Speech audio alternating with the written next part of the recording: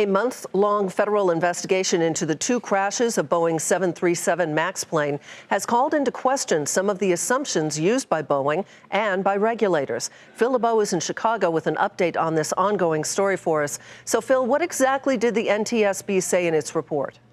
Well, they had two things, Sue. They first had their report on the accidents, and that's where the assumptions come in. When they look at the two accidents involving Boeing 737 MAX, they found basically that the pilots were in a state of chaos as the planes were pitching up and down. The pilots thought they were reacting a certain way. In the report, the NTSB says the crews did not react in the ways Boeing and the FAA assumed they would, meaning that Boeing and the FAA assumed that when the airplane would react with the MCAS software, that the pilots would react concurrently a different way. And that did not happen. So as a result, they have made several recommendations. That's the second part of this, recommendations that they make changes in the future in terms of how pilots are interacting or made aware of things through alerts in the cockpit.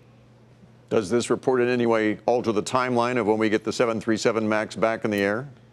Good question. I'm not sure it does. At this point, Boeing is maintaining that it expects to have the MAX flying by the end of the year. But Bill, we're already almost into the fourth quarter, right, and that means you've got to get recertification. You've got to get not only the FAA, but other regulators around the world to sign off on it. And then you've got to get these planes back up in the air, which is not something you can do overnight. That's going to take at least 20 to 40 days, and that's if they're really moving fast.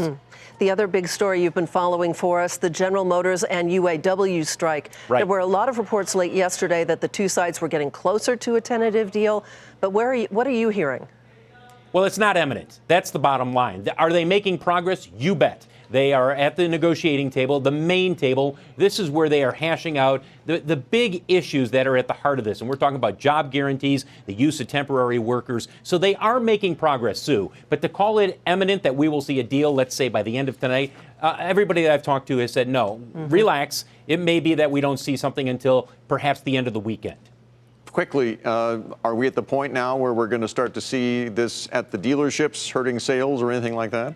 No, we haven't seen it yet. We compared sales. We went to LMC Automotive. Sales for the first week of the strike with the same week of September last year, they actually were slightly higher.